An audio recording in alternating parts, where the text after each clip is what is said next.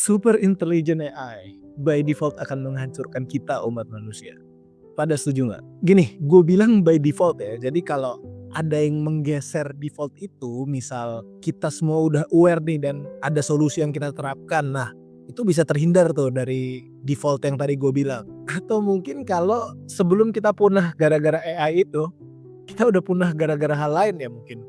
Karena perang, serangan meteor, tapi di sini gue nggak bawa-bawa kepercayaan ya. Ini mungkin loh ya, dan ya intinya gue mau ngomong kalau by default nih, teknologi AI ini kalau dilihat dari perkembangannya, ini tuh bakal ngancurin kita. Oke, tapi buat kalian yang masih muter-muter di, wah AI kapitalis tuh, atau kok pakai AI art sih, kenapa nggak bla bla bla, atau AI nggak bagus itu ngerebut kerjaan kita. Nah, yang gitu-gitulah, mending gak usah nonton ini kalau kalian masih muter-muter di situ. Move on guys, hey. Dan itu tuh udah pernah gue bahas sebelumnya. Ya, kalau gini terus ya kita nggak bakal maju-maju. Iya bener, gue tahu ada masalah etika yang dilanggar, ada masalah copyright yang dilanggar, dan mereka memang harus mempertanggungjawabkan itu. Ya udah, fokus aja di situ. Itu yang perlu kita tegesin, itu yang perlu kita tuntut ke mereka. Kejar regulasinya, ambil jalur yang bener. Jangan cuma tantrum-tantrum gak jelas di sosmed. Anti AI, anti AI. Iya, nggak bakal kemana-mana kita. Kalian ngerti aja enggak, tapi udah keluar-keluar nggak jelas. Cuma ya udahlah, intinya itu kalau soal itu ya kerja regulasinya aja. Biar teknologi ini tuh bisa berkembang ke arah yang benar dan bisa kita manfaatkan dengan baik. Dan juga supaya kita tuh bisa mengatasi masalah AI yang lebih krusial. Contohnya ya yang gue bilang di awal tadi itu. Halo guys, gue Danar. Ayo ngablu bareng gue. Ngablu. Ini segmen terbaru di channel gue ya guys. Ngayal out of the blue. Sesuai namanya, di segmen ini tuh gue bakal ngomongin hal yang rada ngablu sih. Tapi gue harap segmen terbaru ini bisa ngebantu buat naikin channel gue yang trafficnya sepi. Oke, dan kali ini gue mau ngablu soal super intelligent AI yang kayak gue bilang tadi. Bakal membawa kehancuran buat kita. Bakal bikin kita punah. Nah iya, itu gimana tuh maksudnya? Nah gini, sebelumnya gue pernah bahas kan soal evolusi AI yang bisa berbahaya. Di situ gue bilang soal potensi virus AI dan evolusi AI yang cukup ngeri lah intinya, dan di sini gue mau bahas lebih dalam lagi, lebih ngablu lagi. Iya. Pertama-tama, gue mau ngajak kalian buat ngeliat dulu nih, seberapa cepet sih buat AI itu mempelajari sesuatu. Jadi gini, mungkin kalian tahu yang namanya Stockfish. Itu tuh chess engine, chess catur, open source yang dibuat dan dikembangin selama bertahun-tahun, belasan tahun lah, sama developer dan para grandmaster catur. Nah, terus ada nih AlphaZero. Itu tuh AI yang dikembangin sama DeepMind. Dan AI ini tuh awalnya nggak ngerti catur sama sekali. Nah, terus coba diadu lah nih, Stockfish sama AlphaZero.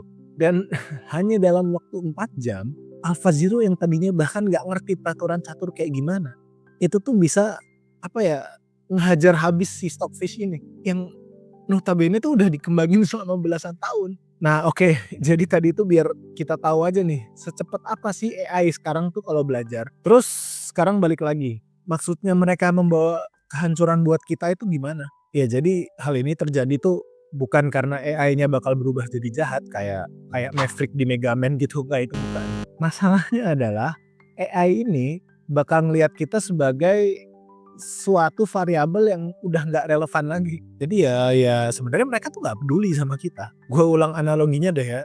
Gue pernah ngomong ini di video gue sebelumnya sih. Tapi gini, misal kita lagi jalan nih, terus kita tuh nginjek semut tuh.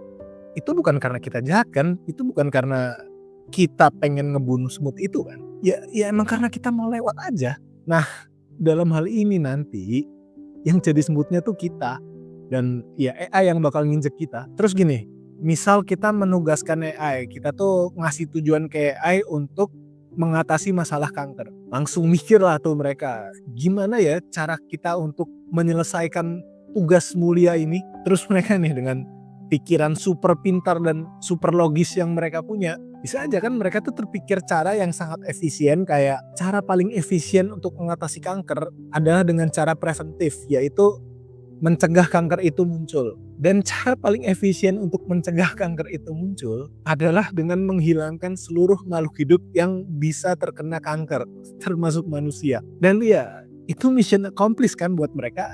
Iya bener sih. kita nggak kena kanker, tapi ya kita punah. Jadi ya mereka tuh nggak ada niat jahat.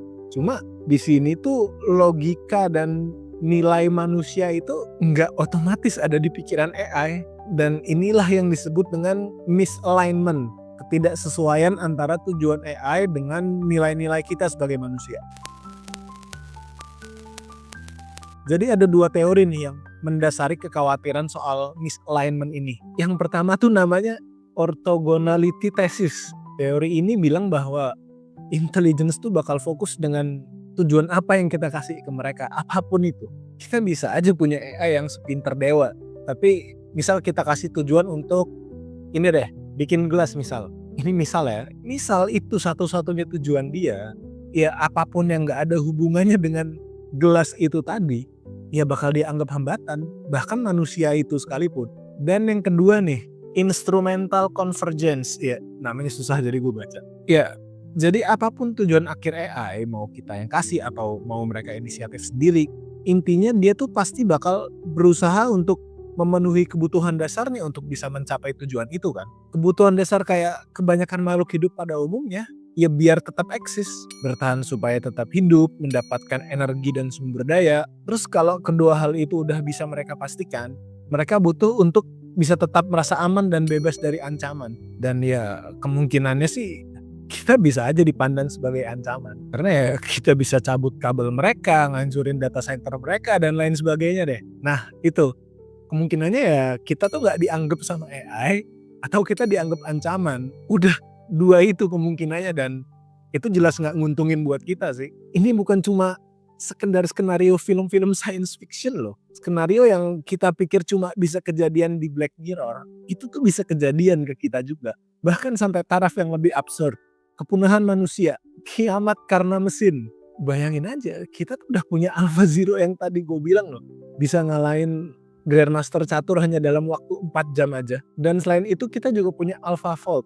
Ini AI itu bisa nge-solve teka-teki protein yang udah 50 tahun gak bisa di-solve sama ilmuwan kita. Nah ini soal detailnya mungkin bisa kalian coba googling aja sih. Intinya tuh mereka tuh udah ngelampauin kita, bukan cuma nyamain. Nah ya udah bisa gak sih biar misalignment ini diusahain buat align gitu? Nah ya emang itulah persoalannya dan menurut gue emang itu yang perlu kita ributin. Jadi kalau kalian concern sama hal itu ya kita sama di sini. Cuma masalahnya adalah alignment itu nggak segampang itu. Apa ya? Bound to be broken. Alignment itu emang bound to be broken. Jadi gini, gue rasa nih ya, yang namanya evolusi tuh emang bakal mengacaukan keseimbangan dan keselarasan. Ya misalignment entah dengan alam, entah dengan sesama, entah dengan diri sendiri. Gue ambil contoh dari kasus kita sendiri nih, manusia. Jadi evolusi itu kan mendorong seluruh makhluk hidup buat ngelakuin dua hal utama kan, yaitu bertahan hidup dan mempertahankan spesiesnya, termasuk manusia nih. Nah untuk kasus kita manusia, kita pun terus berevolusi sampai bisa secerdas sekarang. Sehingga yang tadinya kita cuma fokus kedua hal itu, sekarang kita juga mikirin filosofi, seni, tren dan lain-lain lah.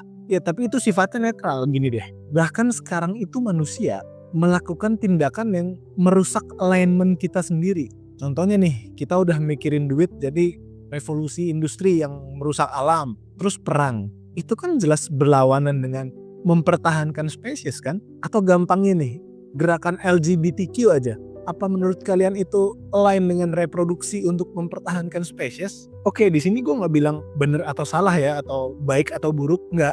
Di sini gue cuma menyodorkan fakta kalau perkembangan kecerdasan itu cenderung diikuti dengan penyimpangan, misalignment dengan apa yang udah diprogram buat kita.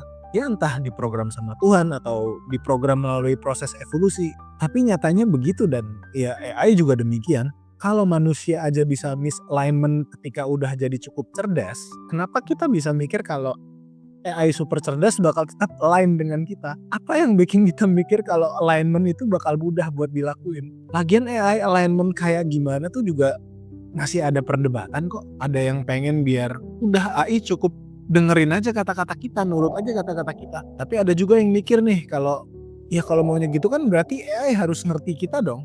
Terus ada lagi nih yang nyanggah. Loh, nah tapi biar mereka bisa ngerti kan mereka harus sepinter kita atau lebih pinter dari kita. Gimana? Kalian ngerti nggak? Intinya gini deh, emang belum ada kesepakatan soal alignment ini. Kita ngomong nih misal kayak bantu kita buat jadi lebih baik, tapi bahkan kita sendiri belum ada kesepakatan soal baik yang dimaksud ini kayak gimana. Terus kita mau coba nerapin kemanusiaan ke AI, tapi kemanusiaan yang kayak gimana? Manusia sendiri aja banyak yang nggak ngerti dan bias soal kemanusiaan loh. Nah terus gimana? Kenapa gue bahas ini semua ya? Ya namanya juga ngablu kan. Tapi gini ya, kita tuh hidup di momen yang penting banget buat masa depan manusia. Jadi ini bukan soal AI bakal ngambil alih kerjaan kita atau pakai AI itu pendukung kapitalis gak ada etika. Bukan ya, bukan soal itu. Kalau emang pikiran kalian masih terus di situ ya harusnya kalian gak nonton video ini kayak yang awal tadi gue bilang. Tonton dulu aja deh video soal AI jadi kambing hitam yang pernah gue bikin. Heran gue, kenapa malah pada ngeributin AI art sih? Padahal dunia ini bisa kiamat loh. Kalian bakal ngelewatin bahaya yang sebenarnya. Dimana saat teknologi ini nanti punya kapasitas yang kayak monster, kita manusia malah sibuk ngurusin hal remeh dan gak ngerti cara ngendaliin atau nanggulanginnya. Yang dimana seharusnya ya kalau misal ini ada potensi jadi monster, ya kita perlu belajar buat jadi trainernya lah, buat jadi penjinaknya lah. Ya gak? Apa? Terus kalian mau ngomong, ya udah kenapa AI nggak di stop aja sih kalau emang bahaya? Oh nggak bisa. Kayak yang gue bilang tadi, ini tuh bagian dari evolusi manusia. Kalaupun ini kita paksa buat stop, nanti tuh kita bakal nyiptain hal lain yang mungkin bakal lebih berbahaya buat ini. Jadi nggak akan ada habisnya. Ini tuh bagian dari evolusi cara manusia berpikir. Kayak bisa dihentikan dan sebaiknya emang nggak dihentikan. Tapi harus dikondisikan karena itu harus dipelajari. Jadi nih ya buat kalian yang masih suka teriak-teriak anti AI, anti AI. Kalau kalian emang nggak mau mikir atau mungkin pikiran kalian nggak ikut berevolusi, gak usah ngajak orang lain buat jadi kayak kalian lah. Maki-maki orang yang mau belajar dengan bawa-bawa soal kapitalis, gak usah lah. Lagian emang kalian ngerti soal itu, ya kan? Orang gak nyambung juga. Oke guys, ini seharusnya udah masuk bagian penutup, tapi gue selipin klip ini karena gue menemukan suatu hal yang cukup mengkhawatirkan. Dimana gue berharap kekhawatiran gue tadi itu salah dan nggak terjadi, tapi masalahnya kayaknya itu mungkin banget deh kejadian. Oke, singkatnya gini. Jadi begitu video tadi jadi, materinya tuh gue kasih ke ChatGPT lah, terus gue tanya ke dia, menurut lu yang sama-sama AI nih, skenario ini tuh mungkin terjadi gak sih? Ya kira-kira gitulah. Oke kan banyak tuh yang ngomong kalau respon AI itu biasanya tuh setuju-setuju aja sama usernya. Ya apalah itu sebutannya, intinya biar user tuh nyaman gitu karena merasa tervalidasi. Tapi kali ini vibes-nya tuh gak gitu. Jawaban dia kali ini tuh kira-kira bunyinya kayak gini nih. Nih gue bacain deh ya. Sebagai AI, aku akan jawab sejujur dan seberimbang mungkin berdasarkan pengetahuan ilmiah dan pandangan para pakar. Ntar gue taruh print screen-nya deh. Jawaban singkat, iya. Skenario itu mungkin terjadi, tapi bukan berarti pasti terjadi. Dan itu justru yang bikin dia sangat mengkhawatirkan. Karena resikonya eksistensial, tapi probabilitas pastinya tidak diketahui dan belum ada konsensus ilmiah bagaimana cara mencegahnya. Nah loh. Terus berikutnya tuh dia ngasih penjelasan panjang yang ya mungkin bakal gue bahas lain waktu lah kalau kalian tertarik. Tapi intinya akhirnya tuh dia ngomong kayak gini. Ini memang masalah serius dan kita nggak boleh main-main dalam mengatasi ini. Oke, ini gue taruh print screen-nya aja ya. Terus dia ngomong kayak gini juga nih. Katanya kalau gue minat, dia juga bisa share soal kekhawatiran ini tapi dari sudut pandang mesin nih, sudut pandangnya dia. Menarik juga kan? Tapi kalau mau bahas ini, penjabarannya cukup panjang sih, jadi ya lain waktu aja lah. Nah, jadi itu dia kekhawatiran gue soal AI yang gue harap gue salah sih. Tapi mau gimana pun juga ya nggak ada salahnya buat kita siap-siap kan. Nggak ada salahnya juga buat kita mempelajari ini kan. Ya nggak? Teknologi ini bisa kita manfaatin buat banyak hal loh. Dan seru juga. Gue tuh udah bikin macam-macam pakai AI ini. Ini tuh game changer banget. Nah tapi oke, kalau menurut kalian gimana? Coba tulis pendapat kalian di kolom komentar ya. Dan kalau kalian suka dengan apa yang gue omongin, gue minta like-nya ya. Boleh juga cek video-video gue yang lain dan subscribe channel ini. Terus beli ebook gue ya. Ya jadi gue jualan ebook kumpulan cerpen gitu. Mungkin nih kalau kalian minat atau ya sekedar mau dukung gue, boleh coba dicek ya, linknya nanti gue taruh di bawah. Oke, sekian buat Ngablu kali ini. Sampai jumpa di Ngablu gue berikut.